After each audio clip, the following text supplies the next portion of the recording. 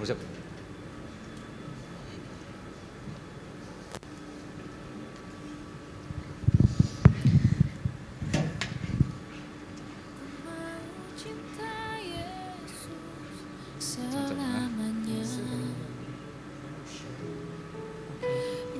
我哋睇個影片先嚇，睇個影片。 Silih berganti dalam hidupku, ku tetap cinta Yesus selamanya. Ya.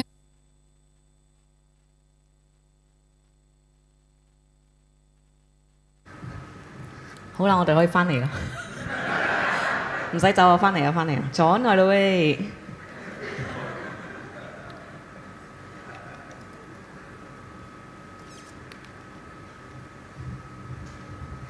好，各位弟兄姊妹，大家平安。 Shalom to everyone. 咁而家我哋仲係喺過年嘅季節裏邊啦。 We are still in the midst of Chinese New Year. 咁今年係我哋農曆新年嘅馬年。 So this year is the year of horse. 咁我哋今日咧，我哋會講下喺聖經裏邊嘅馬。 So today we are going to talk about the biblical horses. 咁喺我哋話農曆新年嘅馬年裏邊咧，咁我哋先用我哋平時用馬年喺馬年裏邊咧，我哋用一啲詞語嚟到恭賀大家嘅。 So we want to use horse-related New Year greetings to bless everyone. 咁有馬首是瞻啦， Follow the horse head. 唔係叫你做馬，唔係叫你做牛做馬， You don't have to be the horse or to be the cow. 係叫你跟隨神咧，神就好似你嘅馬頭咁樣跟隨神。 No, you just have to follow God, because God will be like the horse's head. 然之後我哋會祝賀人哋馬到成功啦， Success upon 一 arrival. 馬當先啦。 Take the lead like a horse. 嗱，可能接住落嚟你最中意噶啦，馬上有錢，馬上有福，男女都好，馬上變靚。 Okay, so you will get rich immediately, and then you will have an immediate blessing and also become beautiful. 嗱，咁如果你新年嘅期間咧，你食多咗唔緊要，你自己可以加嘅，馬上變瘦。 Okay, you can put out another wish, which is to get slim immediately.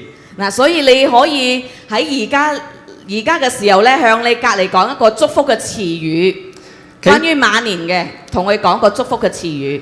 Can you wish or greet the person sitting next to you? 嗱，如果係女性嘅話咧，可能佢要馬上變靚啊，馬上變瘦啊。 Yeah, for the ladies, they wish to get slim immediately and become more beautiful.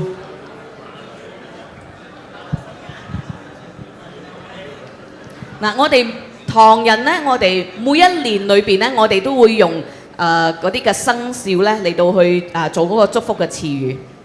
So, 生肖叫做生肖 zodiac. Okay. Yeah. So for Chinese, we love using zodiac to bless or to wish everyone. 嗱，咁喺我哋馬年裏邊咧，佢嘅意義係象徵乜嘢意思咧？ So what is the symbolic meaning of the year of horse? 咁馬代表力量啦、速度或者係成功嘅意思。 So the horse symbolizes strength, speed, and also success. 因為馬跑得快，馬有強壯有能力，佢亦都預表成功嘅。 So the horse can run pretty fast, and it has got speed as well, leading to success. 嗱，咁每一個賀詞裏邊咧，其實都有一個共通嘅思想嘅，就係要快、要強、要贏、要成功。 So this blessing expresses a common idea, which is fast, strong, victory, and success. 咁今日我哋嘅生命裏邊咧，我哋係咪都要有呢啲嘢嘅？我哋要快、要強、要贏，亦都要成功。 So we also need to have all these elements in our lives: fast, strong, victory, and success. 但係今日我哋追求呢啲嘢咧係冇錯嘅，冇問題嘅。 There's nothing wrong in pursuing all these elements in our lives. 但係如果我哋追求呢啲嘢超過咗追求神嘅話咧，咁今日我哋就要反思下。If the pursuit of all these things is more than our pursuit for God's, then there's something wrong. We have to put on some reflections. 咁今日我哋要睇下聖經裏邊嘅馬咧，通常係代表乜嘢意思？ So what do horses symbolize in Bible? 喺聖經裏邊有提到嘅馬匹啦，就係講到嗰啲軍事力量， So horses means military strength. 有講到關於嗰啲戰車啦，係講到國家嘅安全， Chariot means national security. 同埋有馬兵啦，係勝利嘅一種嘅保證。 Horseman means guarantee of victory. 所以如果一個國家好強盛嘅話咧，佢嘅軍力通常係好強嘅。 If advanced country, usually the military strength is pretty strong. 所以今日我哋要從聖經裏邊睇關於馬嘅一個屬靈嘅教導。 So today we would like to look into the Bible about the spiritual teaching about horses. 咁我哋一齊嚟睇以賽亞書31章。 Let's take a look at this scripture, right? Isaiah chapter 31, verse 1 to 2. 好，讓我哋一齊嚟讀神嘅話語。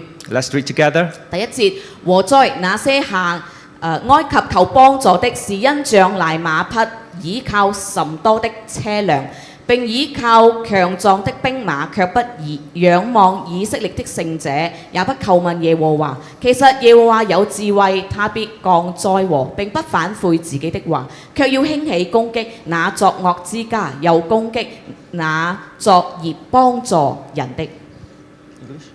Okay, woe to those who go down to the Egypt for help and rely on horses, who trust in chariot because there are many, and in the horsemen because they are very strong, but who do not look to the Holy One of Israel nor seek the Lord. Yet he also is wise and will bring disaster, and will not call back his words, but will rise against the house of the evildoers and against the help of those who work iniquity. 埃及人不過是人，並不是神；他們的馬不過是血肉，並不是靈。耶和華一伸手，那幫助人的必絆跌，那受幫助的也必跌倒，都一同滅亡。耶和華對我如此說：獅子和少壯獅子互食咆哮，就是喊許多牧人來攻擊他。他總不因他們的聲音驚惶，也不因他們的喧嘩縮伏。如此，萬軍之耶和華也必降臨在錫安山崗上爭戰。 Now the Egyptians are men and not God, and their horses are flesh and not spirit. When the Lord stretches out his hand, both he who helped will fall, and he who is helped will fall down. They all will perish together.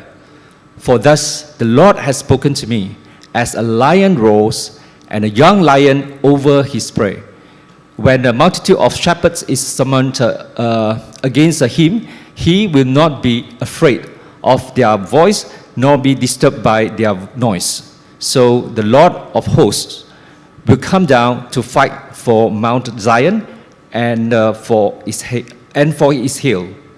雀鳥怎樣善賜福隨，萬軍之耶和華也要照樣保護耶路撒冷，他必保護拯救，要越門保守以色列人啊！你們深深地博弈耶和華，現今要歸向他。到那日，各人必將他金偶像、銀偶像，就是親手所造陷自己在罪中的，都拋棄了。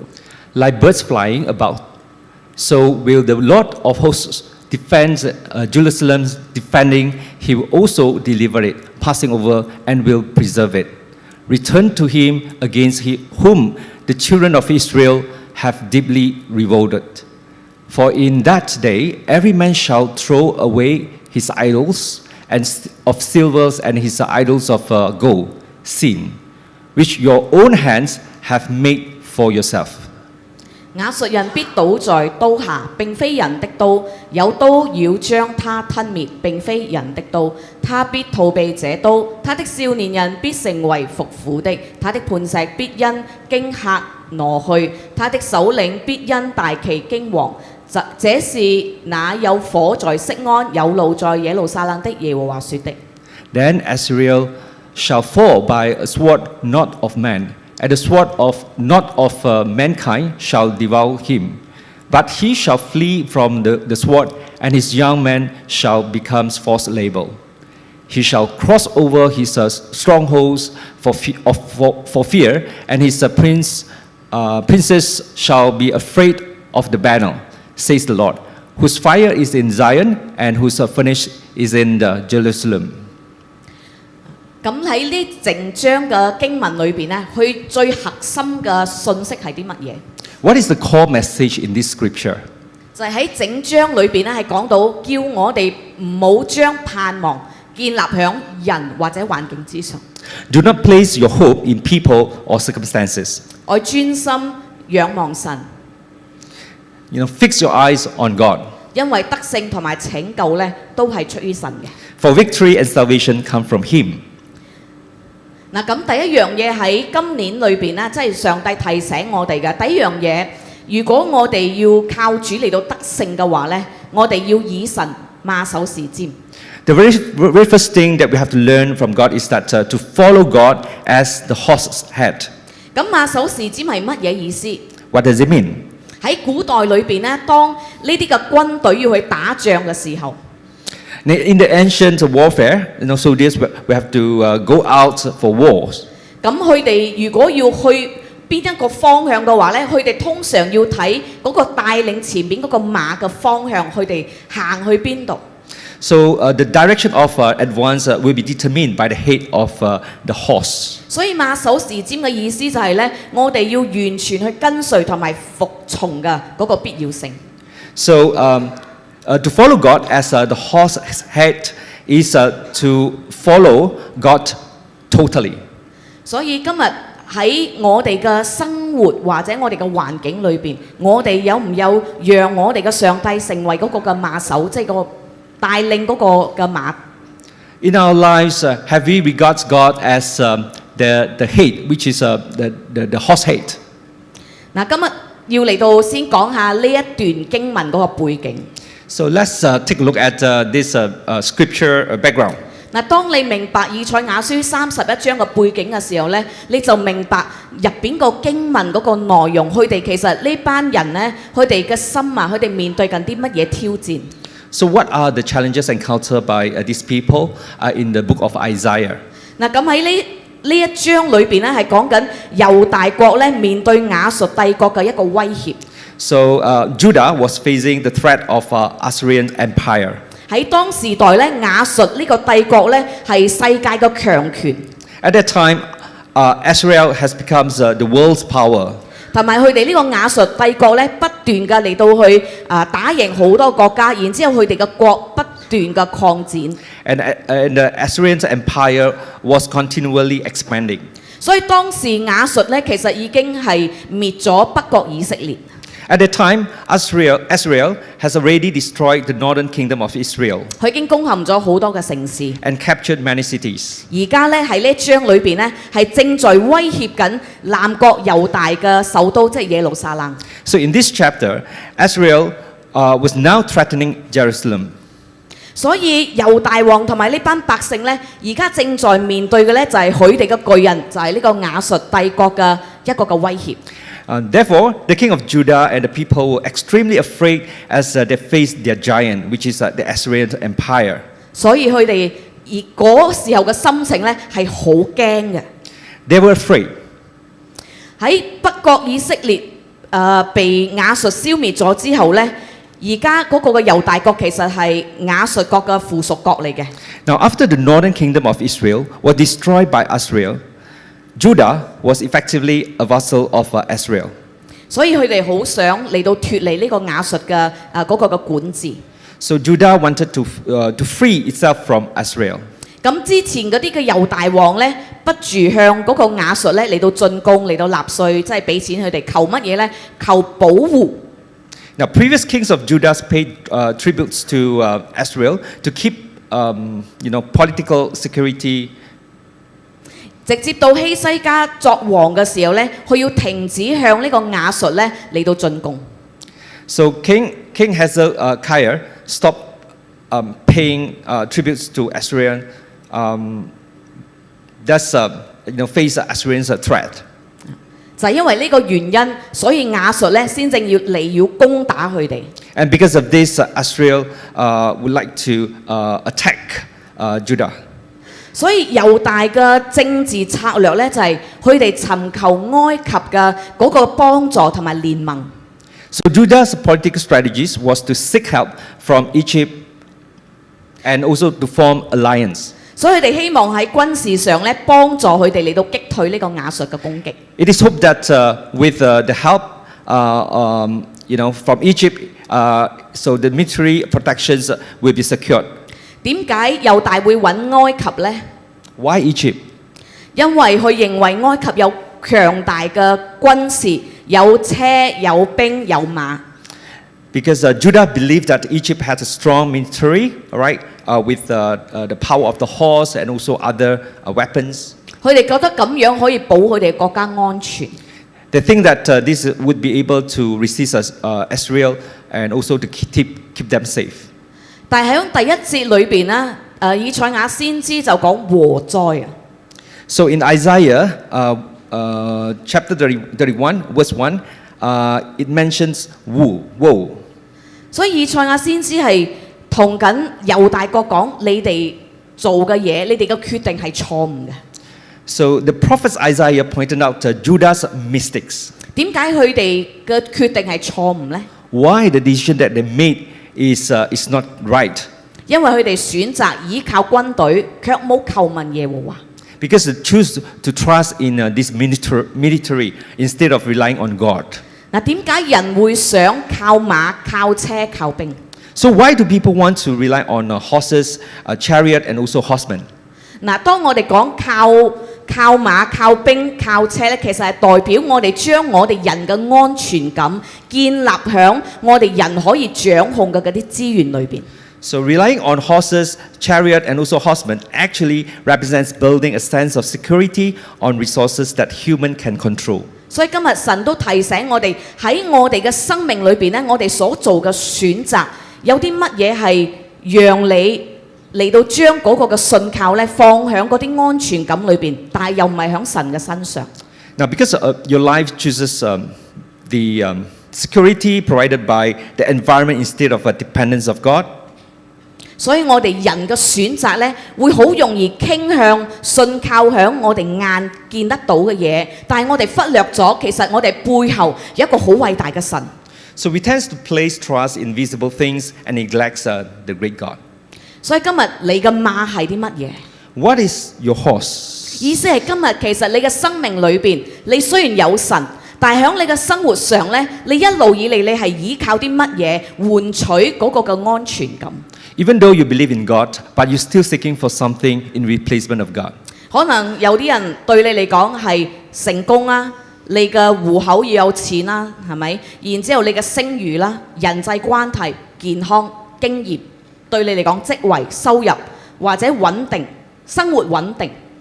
So probably you define stabilities as success. The amount of your saving, reputations, relationships, health, experience, position, income, and others. 但其實今日我哋追求呢啲事情咧係冇錯嘅，弟兄姊妹。 There's nothing wrong in pursuing this. 亦都唔係一件唔好嘅嘢。 It's not something bad. 馬係好嘅， Horses are good. 而家我講馬以上呢啲馬係好嘅。 What I mean is referring to the aforementioned horses as stated, as you can see from this screen. 因為上帝本身佢係嗰個賜福嘅神，佢會讓我哋又領受從佢裏邊嘅嗰個祝福。 Because God is God of blessing, and He would like to bless us with all this. 但係今日人嘅問題咧就係、我哋會唔會讓呢啲嘅馬成為咗我哋安全感嗰個來源？ But the question is, have these horses become the source of your security? 如果我冇咗以上呢啲嘢嘅話咧，咁我嘅生命咧就好似乜嘢都冇晒。 Will our life be worthless without all these elements? 嗱，譬如講啦，我講安全感嘅例子。 For example, security. 如果今日你喺你嘅工作嘅環境裏邊咧，你覺得只要我嘅公司穩定，咁我就安心啦。As long as my company is stable, I feel at peace. 因為今日可能你將你嗰個安全感咧放響嗰個嘅公司嘅穩定裏邊，其實你冇放響上帝嗰個供應、上帝保守你嘅工作裏邊。You build your trust on the company stability instead of God's provision. 同埋或者第二個例子咧，當你覺得只要我嘅銀行咧有一啲嘅存款咧，我就覺得我心中好平安。So perhaps, second example, bank saving becomes the source of peace. 我就對未來咧就有信心啦，有嗰個平安。所以我哋嘅平安係建立喺咩身上咧？唔係響神，我哋嘅平安建立喺我哋銀行俾我哋睇到嘅數字裏邊，俾我哋有平安。When there's money in the bank account, you feel secure and confident about your future. Your peace is actually built on numbers, not on God. 所以神今日提醒我哋唔好靠馬。So today, God wants to remind us not to rely on horses. 馬首是瞻就係今日你要睇下帶領你嗰個神，你要依靠帶領你嗰個神。So to follow God as the horse head means, you have to depend Him in all things. 唔係依靠外在嘅呢啲嘅安全感。Not to depend on the external security. 所以當我哋凡事依靠神嘅時候，將你嘅生命嘅信靠建立喺神嘅身上，神會帶領你應該行嘅路同埋嗰啲嘅方向。So we have to build foundation in our trust on Him, and God, definitely will lead you to the path you should walk. 同埋喺第二、第三節裏邊， In verse 2 and 3, 上帝嚟到提到，其實耶和華有智慧。so it says, God has wisdom. 呢班嘅猶大人呢，佢哋覺得佢哋投靠嗰個埃及呢係有智慧嘅嗰個嘅政治選擇同埋策略嚟嘅。Now people thought that relying on Egypt was a wise political choice and also strategy. 因為佢哋唔夠強大，所以佢哋需要依靠一個比佢哋更加強大嘅國家嚟到同佢哋一齊聯盟去攻打嗰個亞述。Because they're not strong enough, therefore they have to make alliance with the stronger nations in order to attack this attack to attack Assyria. 所以有陣時我哋人覺得我哋自己好聰明， So sometimes we think that we are very smart. 我哋有我哋自己嘅計劃， We have our plan. 我哋有我哋自己嘅方式。We have our way of doing things. 但係神喺呢個經文講，其實真正有智慧嗰個係上帝。 But in this scripture, it says that the true wisdoms come from God. 嗱，呢個經文接住講啦，上帝會興起攻擊那作惡之家，又攻擊那作孽幫助人的。So 第二節，verse 2。 okay. But will rise. Yet But will arise against the horse. okay. In verse 2, it says, I'll just read the whole scripture. All right. Yet he also is wise and will bring disaster and will not call back his words, but will arise against the house of evildoers and against the help of those who work iniquity. 呢節經文講咧，當呢班猶大人選擇唔依靠神、離棄神嘅時候咧，上帝要興起呢啲嘅外族嘅國家咧嚟到去審判佢哋、管教佢哋。Now, when people persistently reject God, God raises up circumstances to dismantle their false reliance. 嗱，呢個係乜嘢意思咧？就係例子咧，當父母見到佢嘅細路哥犯錯嘅時候， When parents see their children making mistakes 去勸告佢哋嘅細路哥，但係佢哋唔聽勸。 and refusing corrections, 嗱，最後咧個父母咧要俾佢嘅細路哥，允許佢嘅細路哥承受嗰個嘅唔聽話嘅結果。 eventually the parent will have to allow the children to experience the consequences. 呢個就係第二節講嘅意思。 This is what it meant in verse 2. 就好似你俾個細路哥知道嗰個水煲好熱㗎，好危險㗎。Just like the water is boiling hot, it's 如果 dangerous. 你摸個水煲會辣親你，會好痛。 As you touch the kettle, then you get hurt. 但係如果個細路哥唔聽嘅話呢，佢就要自己承受嗰個結果。 If the child wouldn't want to listen to the instruction by the parents, then this child will have to bear the consequences. 所以今日喺我哋嘅生活裏邊，上帝不住用佢嘅話語嚟到提醒我哋，唔好依靠外在嘅事情成為我哋嘅安全感。 So God has been reminding us not to rely or not to be subjected to the external security. 但係今日你依靠神，因為神係有智慧嘅神。 But today you have to follow God. You have to trust God because God is the God of wisdom. 咁今日我哋要學習做嗰個選擇㗎，你選擇企喺邊一邊？ So today we have to make a decision. Which side would you like to stand upon? 如果你係嗰個猶大嘅人嘅話呢，你選擇埃及啦，或者你選擇神。 If you are Egyptian, would you choose Egypt or God? 如果你係嗰個 Judah， Okay. 你會選。 If you are Judah, then would you choose Egypt or God? 你面對一個好大嘅恐懼，你面對一個好大嘅挑戰。你而家企喺十字路口裏邊， You are at the crossroad. 你而家今日你選擇信靠你嘅神，或者你選靠可以幫助你嘅人。 Would you believe in God or those who can actually help you? 但上帝提醒我哋唔好三心兩意， But God has been reminding us not to be double-minded. 你要選擇上帝。 You have to choose God. 第三節，點解你要選擇上帝啊？ Verse 3, why should we choose God? 神就解釋俾你聽，因為埃及人不過是人，即係講呢啲都係人嚟嘅，會死嘅，會衰退嘅。 Okay, so in verse 3, it says, all these god or horse are fresh, that will die one day. 今日我哋依靠嘅嘢，我哋頭先講到嗰啲馬呢，安全感啊，我哋嘅金錢啊，我哋嘅職位啊，呢啲所有嘅嘢都會過去，係暫時嘅。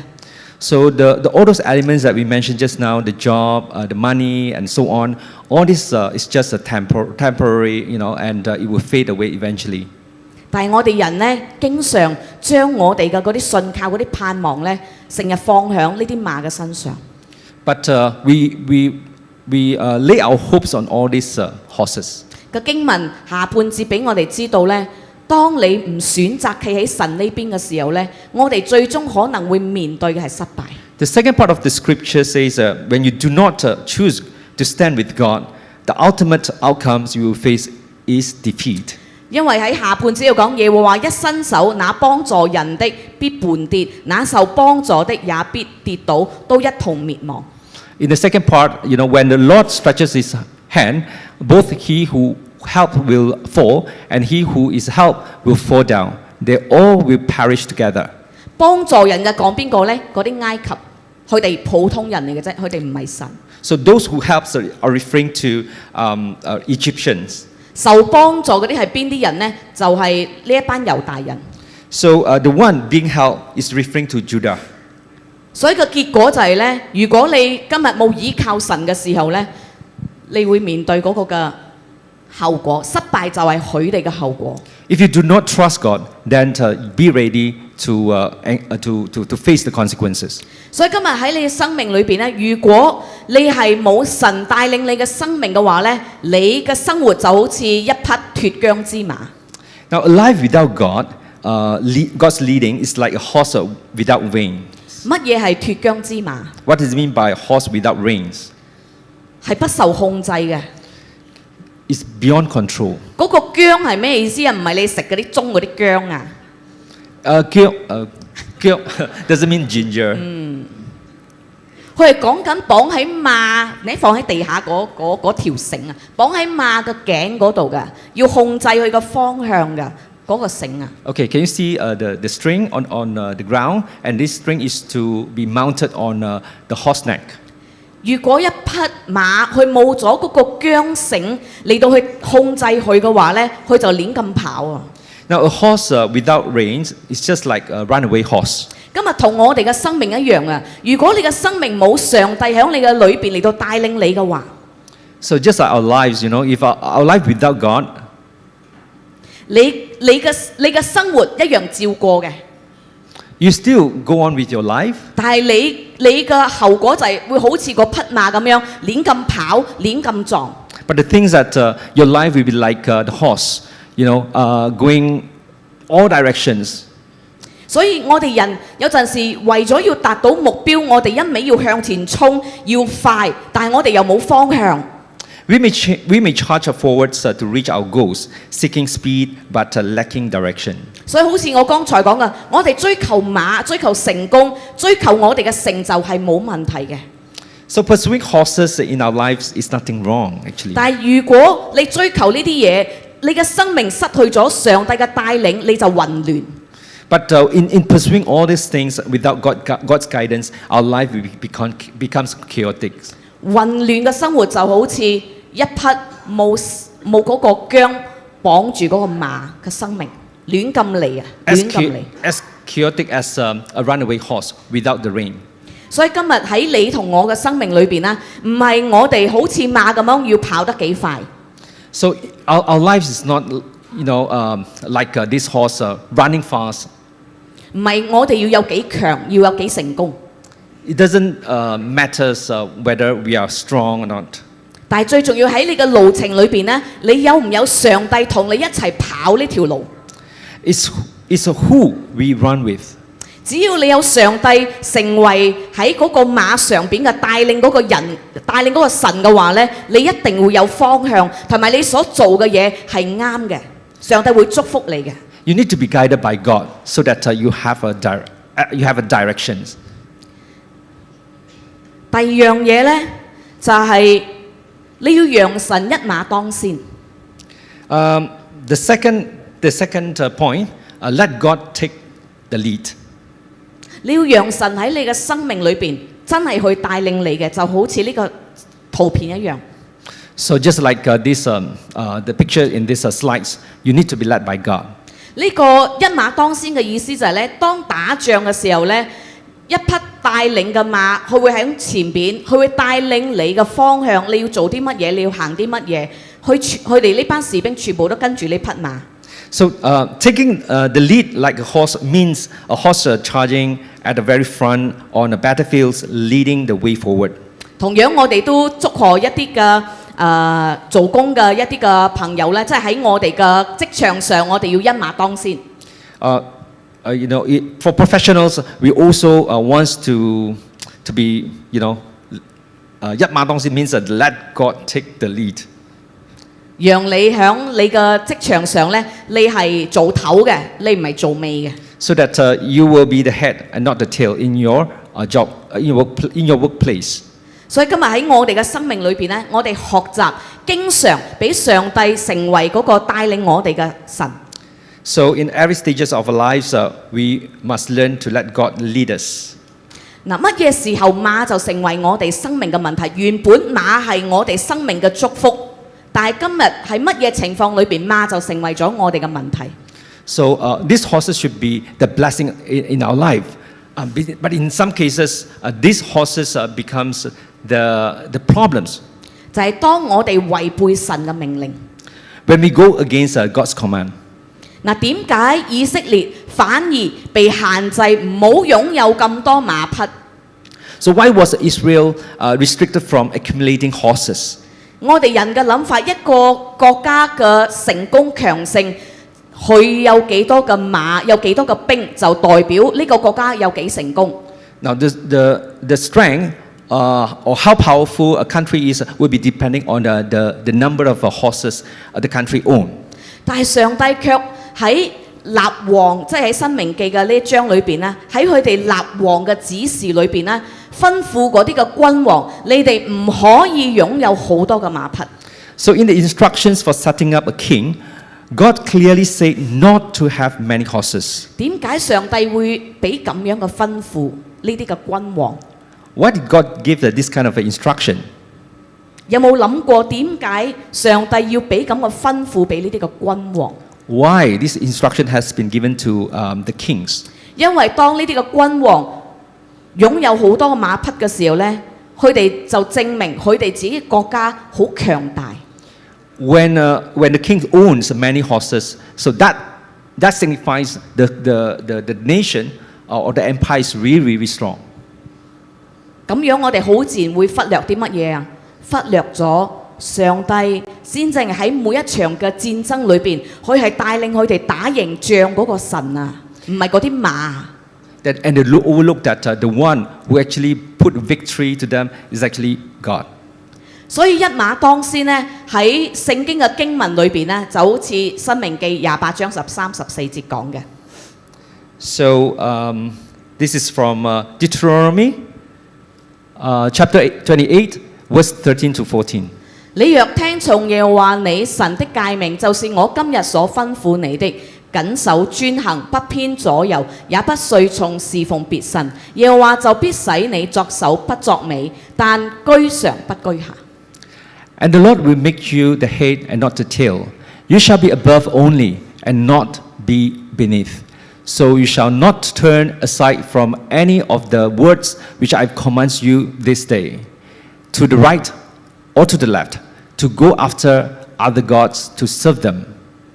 所以神本身嘅心意呢，就係佢要讓你嘅生命就好似呢度講嘅，你要成為嗰個嘅帶領者嘅。So God's blessing and intentions are enable us to be the leaders. 但係今日如果你嘅生命你要經歷一個嘅晉升或者提升呢，唔係靠馬、靠兵、靠車。Now the enhancement and also breakthrough of our lives are not through horses, people, and also relationship. 但係今日神嘅話語提醒你啲乜嘢呢？你要靠啲乜嘢？ So today God's words is going to remind you on this. 神嘅原則就係呢：只要你聽從耶和華你神嘅誡命，你謹守專行，你唔偏左唔偏右，你唔侍奉別的神，神今日會提升你成為作首不作尾、居上不居下嘅人。So as you follow God's principle, and you will be blessed. You will be the head and not the tail, and will be above and not beneath. 所以神提醒佢哋，如果佢哋有大嘅生命，佢哋讓神嚟到帶領佢哋嘅話呢，佢哋會得着啲乜嘢嘅祝福？ What would the blessing to be received by Judah if they follow God? 嗱喺第4、第5節裏邊呢，上帝就提到，如果你信靠我，你唔靠兵，唔靠馬，你唔靠呢啲嘅軍隊，你唔靠埃及，你靠我嘅時候，我就要俾你呢啲嘅祝福。So in verse 4, it mentioned that God is going to grant them the blessing if they choose. They are not choosing in trusting in chariots, in horses, and also those countries or those nations with a stronger military forces. 有3樣嘢係上帝特別嘅提醒，要佢哋去做嘅。 There are 3 things that God reminds them to do. 嗱，當我哋選擇信靠神嘅時候， As we trust God, 第一樣嘢，上帝應許佢必親自爭戰同埋保護佢哋。the first thing, God Himself will fight and protect. 嗱喺第4節裏邊咧，有講到獅子同埋少壯獅子。So in verse 4, it mentioned about lion. 喺呢個嘅經文裏邊就係講到咧，神保護佢自己嘅百姓嘅方式咧，就好似呢個獅子嘅圖片裏邊咁樣，佢會保護嗰啲嘅獵物，唔俾人嚟到搶佢嘅嘢。So in verse 4, God protects His people just like a lion guiding his prey, firm and unafraid. 上帝今日要向佢哋嘅作出嘅保護係點樣嘅咧？上帝就係好似個獅子一樣， God is like a lion. 然之後佢要保護嗰啲喺佢下邊嗰啲啊，佢嗰啲百姓啊，佢要用咁嘅方式嚟到保護佢哋。And He protects His people. 就算嗰個環境有幾威嚇或者有幾恐懼，但係上帝一樣嘅係堅定噶，佢唔會冧。Even though the environment, the circumstances is not really encouraging, but God is unafraid and not intimidated. 同埋喺第5節裏邊咧，神亦都係一個乜嘢嘅代表咧？就係好似嗰個雀鳥一樣。So in verse 5, so you can see or you can read these are small birds. 神就好似嗰個雀鳥咁樣。God is like small birds. 神個保護嘅方式咧，就係佢會張開佢嗰個嘅翅膀嚟到去保護喺佢下邊嗰啲嘅雀仔。So God will spread His wings to protect the small birds. 所以神嘅意思就係咧，如果今日你將你嘅安全感，你唔放響埃及，你唔放響嗰啲嘅事物裏邊。Your sense of security shouldn't be laid on Egypt. 我會保護你嘅。And God will protect you. 我會拯救你。God will deliver you. 佢拯救你嘅方式係啲乜嘢呢？ How does God deliver you? 神就好似個獅子同埋呢個雀仔咁樣。God is like the lion and also the bird. 佢要向你嚟到做出呢個保護。And He will protect you. 所以當敵人嚟到嘅時候呢，上帝會用獅子，會用麻雀嘅方式嚟到保護佢嘅百姓，同樣都保護你唔受任何嘅傷害。When enemy comes, God will be like the lion and also the birds, giving you total protection.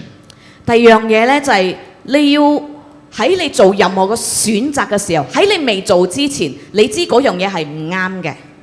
The second thing is, you know that doing this thing may not be pleasing God. 就好似呢一班猶大人，而家佢要選擇埃及，佢唔選擇神，佢哋未做嗰個決定，所以上帝提醒佢：你嘅決定係唔啱㗎。Just like Judah, they choose to believe in Egypt rather than God. 所以神提醒佢哋：而家你喺未做任何決定之前，你要懸崖勒馬，你要回轉歸向神。Now God remind them before you make any decisions, you have to rein in. 係咯，我明白英文好艱人翻譯嘅，因為我哋講嗰啲全部都係中文嘅成語。Yeah. The Chinese Idiom. So all these horses, has been. We use horses in the Chinese idioms, so it's kind of difficult to translate and make you understand the true meaning. 所以你睇個圖片咧，你就大概知道係發生咩事啊？嗰條馬、嗰匹馬發生咩事啊？ So you can actually understand the concept by visualizing or seeing this picture on the screen. 意思就係你做嗰個決定，可能好似個馬咁樣會衝落山崖，會好危險嘅。As you make a decisions, shouldn't be made abruptly, just like this horse almost, making a leap and fall into this cliff. 但係上帝要提醒你懸崖勒馬嘅就係打 break 啊，打 break， Yeah. 冇衝落去啊！ So you got to make a break and also rein in at the cliff. 所以第6節，上帝提醒佢哋啊，因為你哋唔聽神嘅話，但係而家你要做啱嘅選擇，你要聽佢講，唔好靠埃及，靠佢。So in verse 6, God's remind them not to trust in the stronger forces like Egypt, but trust God. 你要靠佢。Trust God. 第3樣嘢就係我今日我知道上帝提醒我，我喺做任何決定嘅時候，我要懸崖勒馬，我要回轉向神，但我要點樣做？ How do I rein in at the cliff and turn back to God? 第7節嗰度講，到那日各人必將他金偶像、銀偶像，就是親手所做，陷自己在罪中的，都拋棄了。In verse 7, in that day, every man will throw away his idols of silver and idols of gold, sin, which your own hands have made for yourselves. 對於猶大嘅金偶像、銀偶像，自己親手所做嘅呢，係講緊乜嘢意思呢？ What does it mean by those idols made of silver and gold? 就係佢哋依靠嘅埃及，靠車、靠馬、靠馬兵。So which means that they're very much relying on the chariots, the horses. 所以神提醒佢哋，你要將呢啲嘢拋棄佢，唔可以靠佢哋。That's why God remind them, you have to get rid of all these things. 所以第三樣嘢，佢哋要做嘅嘢就係佢哋要拆毀佢哋假嘅信靠或者假嘅依靠。So the third point, tear down false dependence. 因為呢啲嘅偶像咧，會帶俾我哋喺地上擁有嗰啲嘅安全感。So these idols may give them, some sense of security.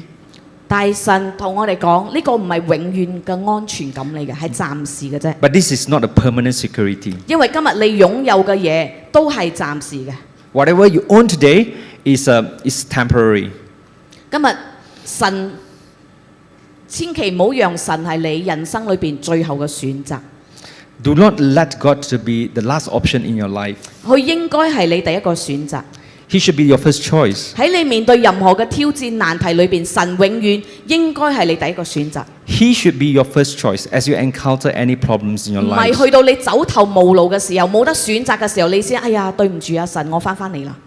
Not that when you have no option, then only you return to God. 但係喺呢一段嘅經文裏邊呢，嗰、個希西家王去點樣去懸崖勒馬，去翻轉頭去倚靠翻上帝。 So in this scripture, it mentioned about Hezekiah, King Hezekiah, and how did he return to God?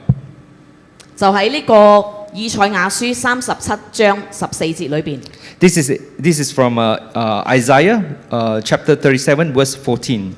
呢個經文嘅背景呢，就係講到亞述王寫咗一封信俾希西家王。 So in this scripture, it mentioned King Hezekiah have written a letter, receive received a letter.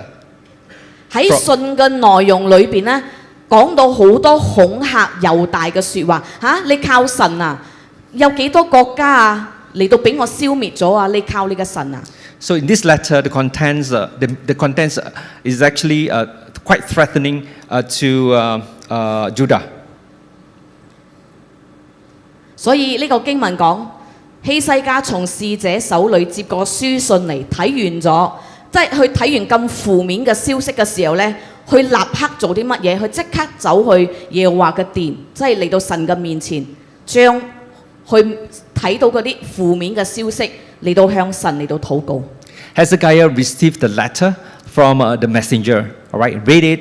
All right, and it's not promising. It's very discouraging, And the king went up to the house of the Lord and spread it before the Lord. 所以今日喺你嘅生命裏邊，你收到任何嘅對你嚟講好負面嘅消息、好艱難嘅一啲嘅消息。 So in your life, you may receive some not encouraging news. 尤其是好似佢哋咁樣面對嗰個亞述嘅恐嚇，希西家做咗一個決定，做咗一個選擇。 So especially just like this king, he received this threats from Assyria, and he made this decision. 佢就將敵人寫俾佢嘅信攤喺神嘅面前，向神嚟到祈禱。 He spread the enemy's letter before God and prayed. 所以今日神一定要係喺你生命裏邊第一個選擇。 That's why God must be the first choice of your life. 喺你面對任何嘅困難、艱難嘅時候呢，你需要將你嘅呢啲難題攤喺上帝嘅面前，向佢祈禱。 You have to lay all the obstacles in your life, all the problems of your life before God. 因為上帝自己會用超戰嘅方式嚟到幫助你。 Because God will intervene in your lives in a supernatural way. 就好似呢段嘅經文嘅最後嗰兩節經文裏邊嚟到講到嘅，今日如果我哋要喺神嘅裏邊得勝呢，你要靠主馬到成功。So in the last part of this scripture, it says that we have to rely on the Lord for success upon arrival. 意思就係嗰個戰馬一到你嘅面前嘅時候呢，哇！你就定個碌蔗。So this means that when the war horse arrive at the battlefields, victory is achieved. 定個碌啫，即係講你 sure win 啊，贏硬啊你， Yeah, for sure you are going to win. 唔使驚啊！即係有神嘅幫助喺你嘅身上，你贏硬啊！ So with God's help, you will definitely win. 所以呢個嘅經文要提醒佢哋，當上帝嘅幫助一到嘅時候呢，上帝會自然幫我哋解決佢哋覺得好大嘅問題。 So when God's help arrive, the circumstances will naturally turn to a victory. 嗱喺第8、第9節就係呢一班亞述人啊，咁強嘅軍隊啊。 So in this scripture from Isaiah chapter 31, verse 8 to 9, it mentioned it described how strong the Assyrians are. 亞述咁強嘅軍隊，當耶和華一出嚟幫助佢嘅子民嘅時候呢，佢都要失敗。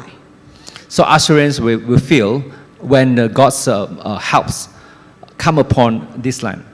嗱，呢個係佢哋亞述嘅結局嚟嘅。 That's the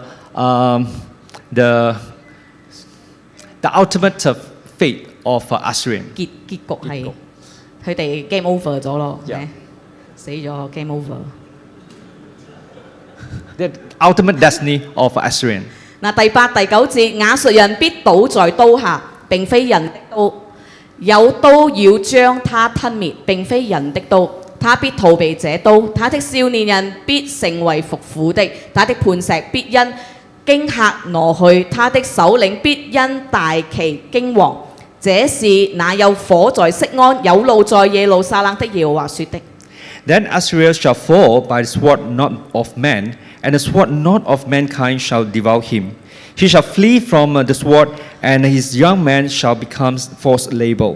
His strongholds also shall fall because of fear, and his princes shall be afraid of the banner, says the Lord, whose fire is in Zion and whose furnace is in Jerusalem. 所以上帝俾佢哋知道，當你倚靠佢嘅時候，呢、個就係亞述人嘅結局。 And this is the destiny of Assyrian, as they believe in God. 嗱，當我哋喺我哋嘅生活上，我哋正在等緊嗰匹馬嚟到我哋當中嘅時候，或者我哋等緊上帝嘅介入喺我哋當中嘅時候， As we wait for this halt to come upon us, or as we are waiting for the intervention from the Lord, 你需要學習有信心嘅嚟到信靠上帝嘅話語，你要等候，你要相信上帝嗰個時間。 so we must have faith in God's words, and learn to wait and trust in God's timing. 佢嘅時間一到嘅時候呢，突然間佢會幫你翻轉晒你而家面對嘅困境。 God will overrules everything, as you trust Him. 嗱喺詩篇46章第5節，神在其中，城必不動搖，到天一亮，神必幫助這城。 God's in the midst of her, she shall not be moved. God shall help her just at the break of dawn. 今日我哋嘅環境呢，我哋面對嘅困難，好多嘢都係一個過程或者係暫時嘅。 The problem that we encounter are temporary. 但係呢個經文提醒我哋，如果你同我嘅生命擁有神嘅同在嘅時候， If you and I have the presence of God in our lives, 就算嗰個環境對你嚟講幾恐懼，威脅有幾大， even though the environment is very threatening, 但係嗰個環境都嚇你唔到嘅， but you will not be intimidated by the environment. 嗰個環境都威脅你唔到， You will not be threatened by the environment. 因為神會好似嗰個獅子，神亦都會好似嗰個雀仔咁樣去保護你、拯 Because, 救你。 because God will protect you just like the lion and also the birds. 所以你唔需要懼怕你個環境。 That's why you do not have to be afraid of the environment. 頭先呢度講到天一亮嘅意思就係、當神嘅時間一到嘅時候， The break of dawn means when God's timings comes. 今日當我哋面對一啲嘅挑戰、一啲嘅處境，就好似我哋成日我哋講啊，話我哋面對天黑嘅日子啊，即係你面對挑戰嘅時候咧，你嘅心情好灰暗嘅，係天黑嘅嗰種 feel。 As you encounter obstacles in your lives, it could be very problematic. So this signifies the dawn. 天黑。天黑。天黑係 night Okay. night。 Okay, dusk. Okay. 但係我哋喺每一日裏邊唔會24小時都天黑㗎嘛，啱冇？ So it would not be, dark for 24 hours. 即係喺你嘅生命裏邊，你面對嘅遭遇唔會一直以嚟都係面對咁嘅遭遇嘅。 You will not be encountering the same problems over a long period of time. 佢嘅時間一到嘅時候咧，佢就自然會天光， When time comes, then you see the light. 啱冇？ Am I right?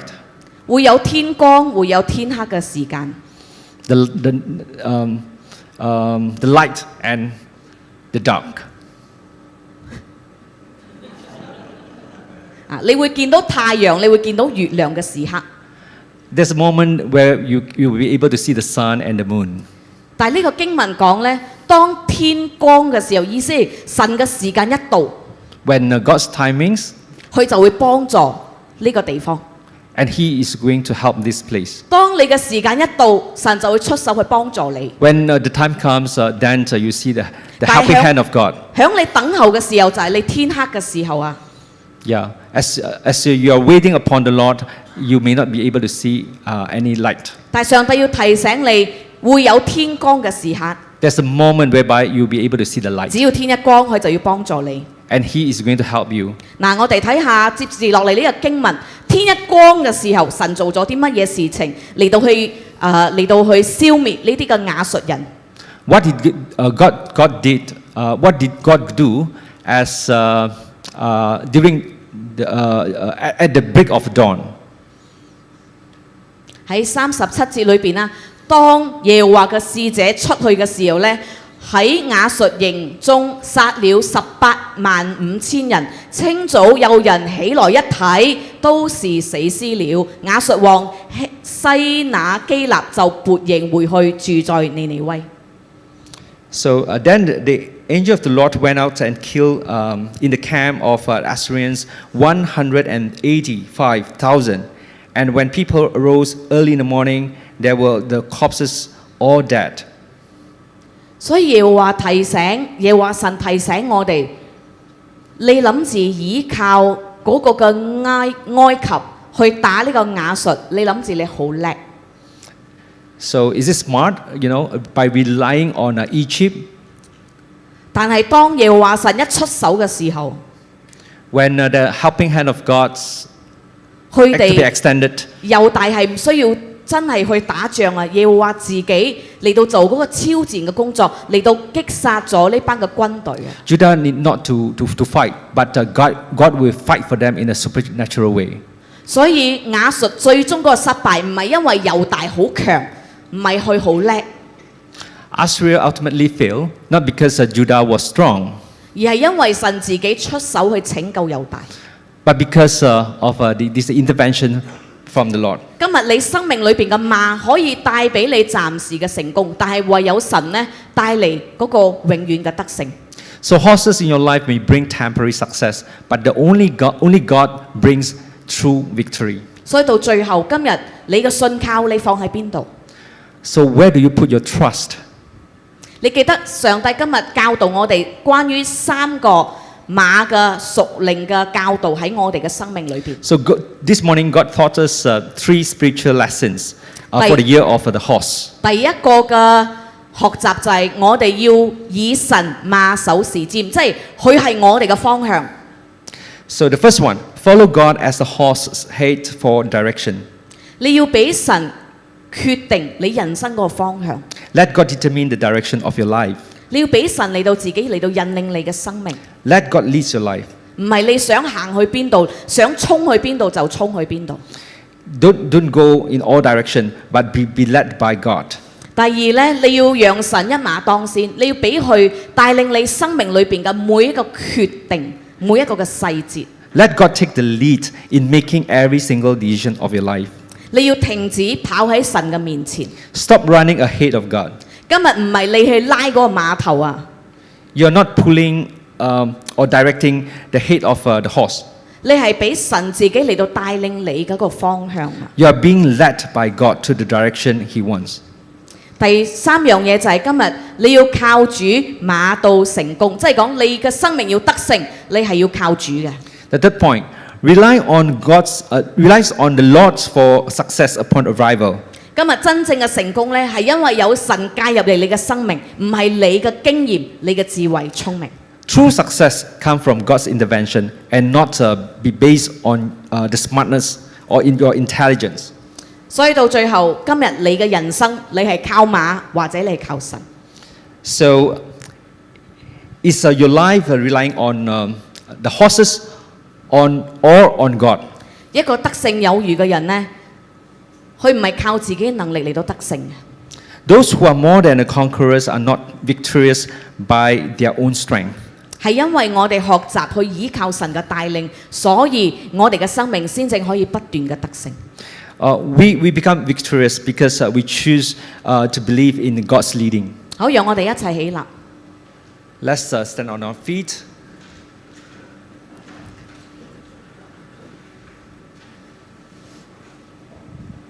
今日神嘅話語提醒你啲乜嘢呢？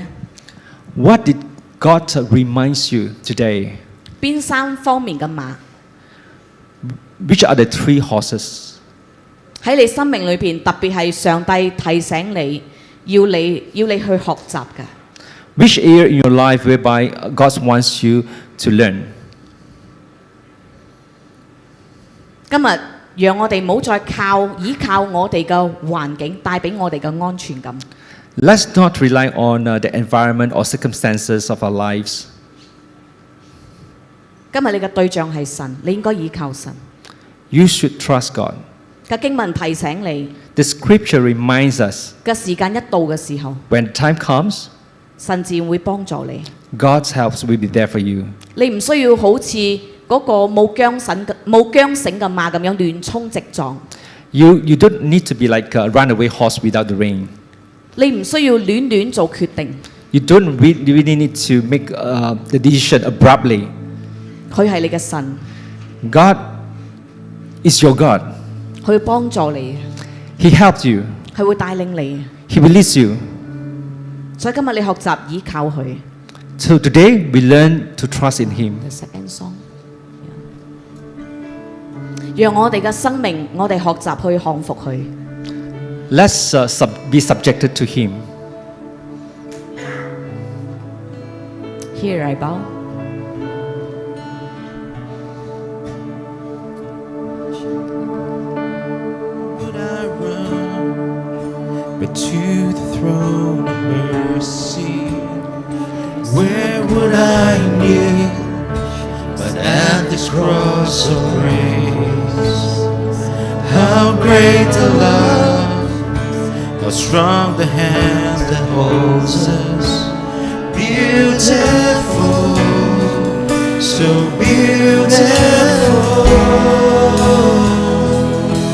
So here I bow to lift you high, Jesus, be glorified in all things. For all my life I am yours, forever yours. 喺你生命裏邊有啲乜嘢未降服喺神裏邊嘅，你降服。 So in your life, is there anything unsettled? Let's settle all these things 你 before the 俾 Lord 神自己嚟 today. 到帶領你。 Let's be led by God. There is a king who bore the scars of healing. There is a son who came in grace and truth. How great the love that carries us to kindness. Wonderful, you're wonderful. So here I love to lift you high, Jesus, be glorified